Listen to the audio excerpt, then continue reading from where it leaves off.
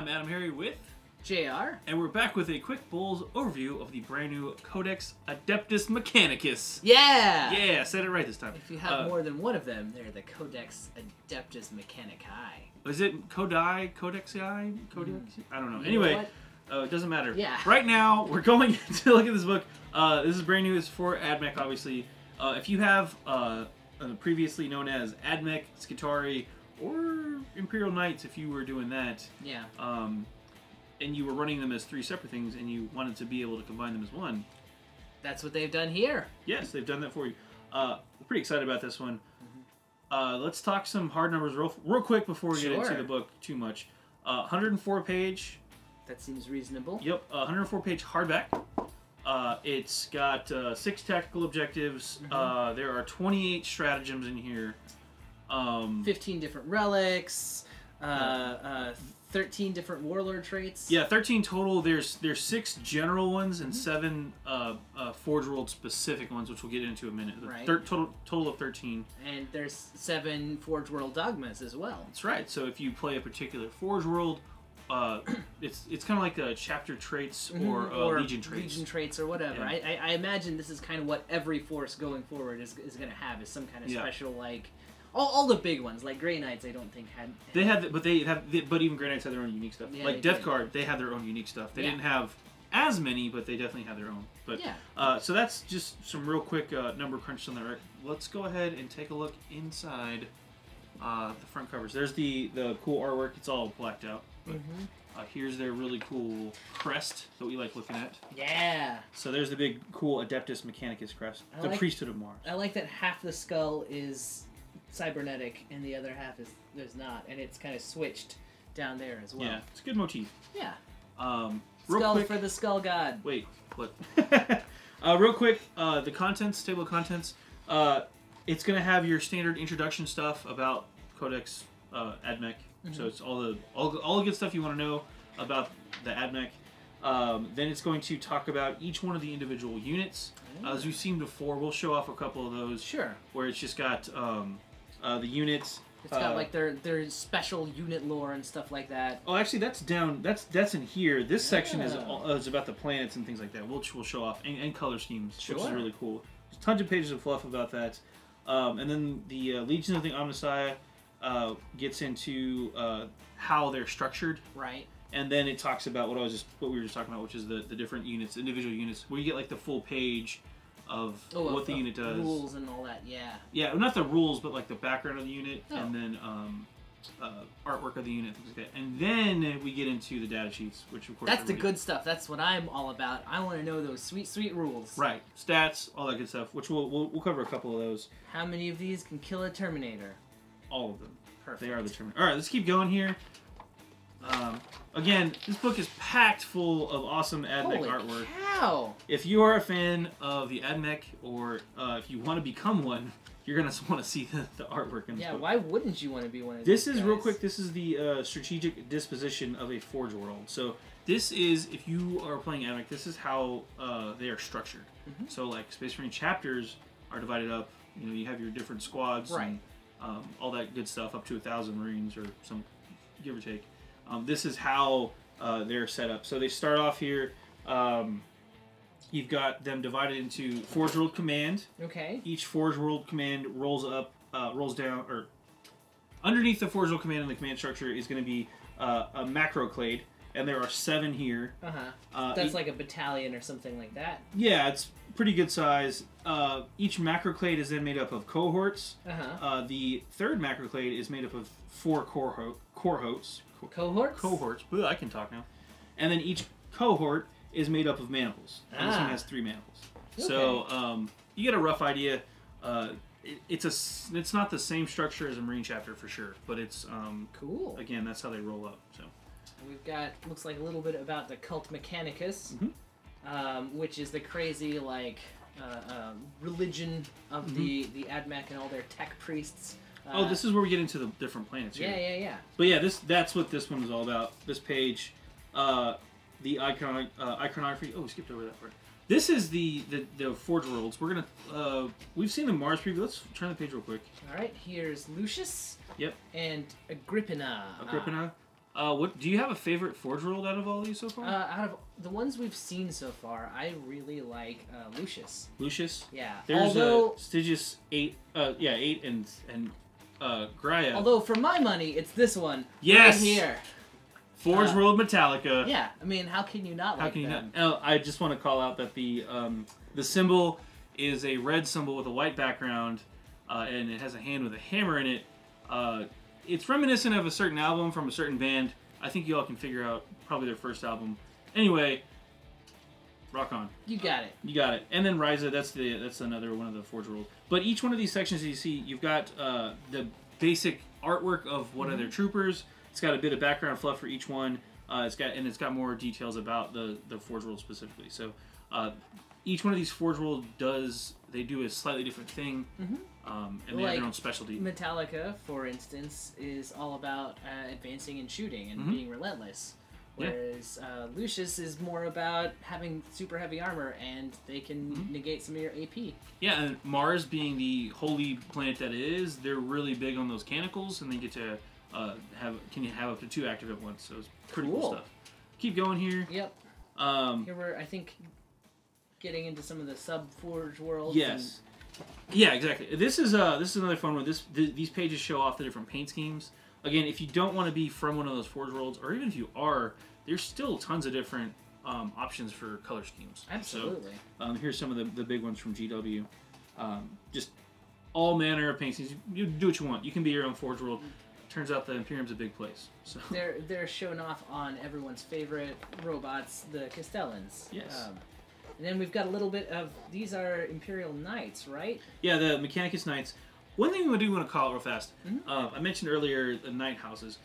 This book only has rules for the Questor Mechanicus Knights. Okay. It's not all of the Knights. There's most of the Knights in here, so we don't know if there's going to be another Knight Codex, but that's just speculation right now. Anyway, cool. Yeah, this one does have rules though. If you want to have an allied Knight detachment in your units, you can totally do that. Yeah, keep going. There's one of the houses. Talks about a couple of those. Here's one of those timelines. The timeline, yeah. Yeah. You want to talk about that, JR? Sure. It just kind of walks you through them, starting with the most important part to the Mechanicum, the Age of Technology, and it kind of gives you an interesting perspective on how they've been developing in the Imperium, which I've always found a little bit interesting because they're all about like machines and machine spirits and the Omnissiah, but we all know that the Imperium especially takes a very dim view of artificial intelligence. Yeah, had some bad times with those. Yeah, it has not worked out very well for them. I feel like they're kind of pushing the edge of what is not heretical. Yeah. Holy cow, look at that. Which, side note to that, I mean, that's why we have those big wars that happen between Forge Worlds and chapters. Occasionally, one of them goes too far and can spark a conflict. Really? Let's just say. I had no idea. Sometimes that happens. Yeah. Sometimes. And then we have the characters. This is the part where we get into the different units and their background. Of course, Belisarius Call is back. Yeah. He's the big hero-ish hero. From Gathering Storm for the Imperium, for the AdMech specifically. Yeoman owes him a favor or two. He's made his own totally not an AI thing that is also supposed to not be a robot, like him. It's a robot, not a robot. All right. Yeah. Tech Priest Dominus and the Tech Priest Engine Seers. These are, I believe the Tech Priest Engine Seers are the new ones. One of these, I forget exactly which one. One of them is the new, cheaper HQ option. I think that's the Engine Seer. I think it's the Engine Seer too. Yeah. But they're now available as an option. You actually end up with 3 HQ options now. Yeah. So just want to change things up. Got some things to put those Warlord traits on. Right. For the most part, though, it's all of your favorite robots and units from before. You've got the Castellans, you've got the Skitarii Rangers. Yeah, it didn't seem like they had a lot of new models. They just had different, like... Now they've got the updated rules. Destroyers, Breachers, yep. Skitarii Rangers, we mentioned the Vanguard. Yeah, now, unfortunately, there aren't a ton of new models. And by there aren't, I mean, we didn't see any. So... there's no transport, unfortunately. Sorry, guys. Right. We were hoping for that. We're hoping for maybe a transport, a flyer, or some kind of combo. Something like that. But they still, I mean, who doesn't like the Sidonian Dragons? Like, these guys look They're amazing. Awesome. Awesome models. What is it? They have a taser lance? Yeah. Yeah. Oh yeah, they still bring the lightning. Yeah. You could say that they want to ride the lightning. Exactly. Just saying. Especially on Forge World Metallica. Yep. They have the I always get the word onagers. Onager Dune Crawlers. Yeah, and the stuff. Dune Crawlers are back again. The Night Warden.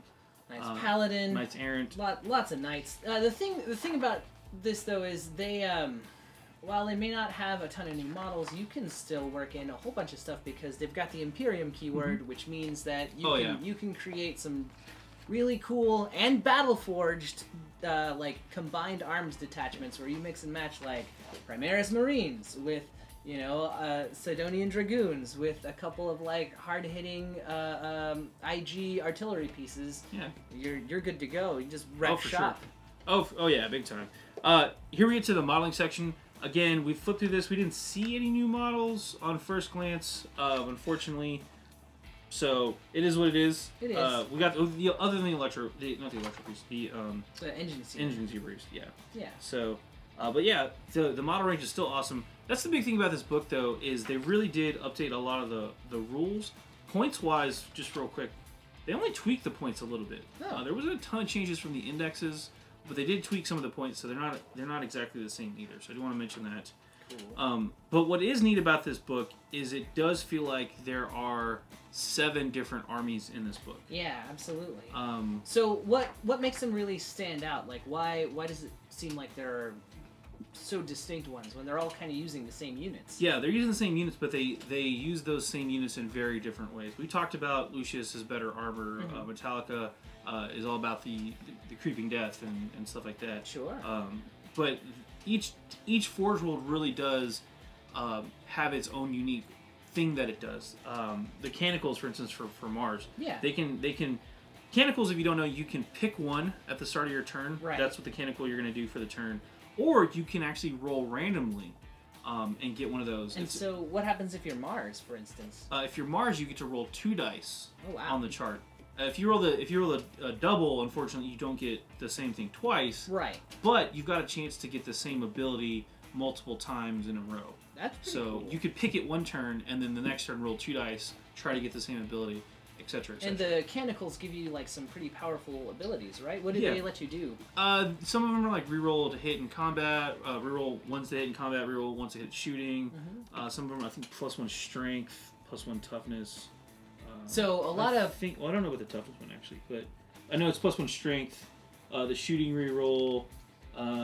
You get cover as an option. Reroll ones for the fight phase. This one is... This tosses out mortal wounds, which is nice. And then this is reroll morale test. So sorry, no +1 toughness, but +1 strength is in there. So it's kind of like a nice replacement for psychic powers because they don't have any psychers. Exactly, they do not have any psychers. If you want to take psychers, you're going to have to ally some in using the Imperium keyword. So yeah. Here's a real quick the data sheets. I mean, we've seen most of these. You know what they're like. You know what they're like. You've got the unit stats, all their special rules, all their points, all their options, all their power level, but not points. Yeah. There's a lot of units. I guess because these are one of the newer armies, right? Yeah. They had a ton of models to begin with. Again, as far as knights go, I do want to mention one thing. I mentioned this earlier. It's not all the knights. Well, the knights are weird. None of the knight houses are in this book. Okay. So if you see here, they have keywords. They have faction keywords: Imperium, Questor Mechanicus, and then they have households. There are no knight households listed in this book. So they're only Questor Knights. We don't know if that means they're going to get a knight book later, and then you'll be able to take household-specific traits and things like that. You know what I wouldn't be surprised is if they're either in something like the Militarum Handbook or something that would have like the Inquisition forces. Yeah. Because in the indexes they're kind of folded together, and it seemed like a good grouping to me. So. Well, but remember, Imperial Knights had their own book before too. Oh, so wow. Okay.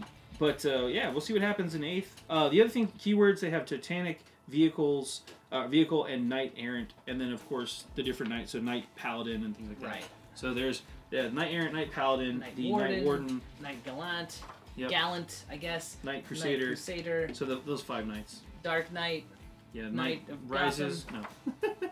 There's the army pages. We've seen those, and then the points. We go through that real quick. Oh, here we go. Here we go. There's the dogmas which you mentioned. Mm-hmm. There are 7 of, one for Right. each of the specific Forge Worlds. Right. And then there's also all of the troops get objective secured. Naturally. Basically. That's what the Soldiers of the Machine God rules are. So. And now we come to the part where everyone starts to flip the table in frustration when you whip out the stratagems. Okay. There are 28 stratagems in this book. Yeah. As we mentioned. Yeah. That is a lot. Uh-huh. This is one of those situations that, like, you may actually want to get the cards for all the stratagems because there's so many of them. A couple of our favorites, Divine Chorus, which is right here for 2 command points. When you use this one once per battle, before determining your canticles, you actually choose the canticles of the Omnicide that you want, and you can choose one that's already been chosen in the battle. Oh, cool. So you can have the double turn of reroll shooting or reroll close combat or whatever you need. So if you really need something, it's just 2 command points away. Yep. Another one was the Cognos Overwatch, Uh-huh. which I think is on the next. There's actually 2 pages of stratagems. Yeah, because there's... Or 3 pages, sorry. I think it was on this one, or was it back a page? I think it's back a page. Where was it at? Here it is. Yeah. Basically, it's 1 command point. If you get charged, as the admin player, if you get charged, you can fire at your full ballistic skill. Oh, Yeah. good lord. So you just wreck someone's day. Did you charge me? Did you think I was gonna hit you on 6s? Not this time. Ugh, put that on some, like, Skitari Vanguard or something. Yeah. Or something else with I don't know, A one boatload of of shots. Yeah. Yeah, that's a really good one to use. And then the third one we want to talk about is Benevolence of the Omnicide? Yes, that one. Essentially, this one is 1 command point as well for the turn, or I think it's the phase or the turn. It is for the phase. For the phase. You can give one of your vehicles or a Questor Knight basically feel no pain. Wow. 5 up. So wow. anytime they suffer a wound or mortal wound on a d6, roll die on a d6 on a 5 up, that mortal wound is ignored. So, was your knight getting a smite? Yeah. No, keep in mind. I do want to. Sorry. It only applies to mortal wounds. Yeah. So, it's still really good. It's good. It's not. Well, I mean, it's not like broken. It's just really good. Yeah. It's again. They don't have psychic powers. Right. And they don't really have a way to shut down psychic powers. So now you have command points that let you help you out with the smite stuff. Yeah. Or other things that might happen. Death guard. So, yeah, it's a. Which it still doesn't make sense to me that a tank can get sick. I mean, hey man, rust monsters. I don't know what to tell you. We get over to the warlord traits. As we mentioned before, there are 6 generic ones, and then 7 unique ones for each Forge World. Yeah, which one's your favorite? Oh man, you would ask me that on the spot. I do like the Metallica one. If I remember that. Yeah, Ordered Efficiency. If a friendly Metallica unit is within 6 inches of your warlord and it falls back, it can still shoot during its turn, but you must subtract 1 from that roll. Oh, okay, so they get to pretend like they're Ultramarines, basically. Yeah. They get to fall back and shoot with a -1. Right. But the key part is they can fall back and still shoot. Well, and because they're going to be near your warlord, they'll probably get some other stuff from being nearby him as well. Also, one of the things that I noticed about the AdMech is they have a ton of ways of boosting their accuracy. Yes. So they've got, like, some units have a data tether, which adds 1 to shooting rolls. And there are stratagems that add, like, another 1 or 2 even. If you have a data tether, you get +2, which is awesome. So even if you're taking a -1 to hit, it doesn't really have to impact you that much. Yeah, it just bounces you back out to normal shooting. Yeah. Which is pretty good. But if you're playing one of the specific Forge Worlds, you can take this as a warlord trait, but you still have access to the other 6 ones. Right. Which there's some good ones in there too, like JR mentioned. So. Yeah.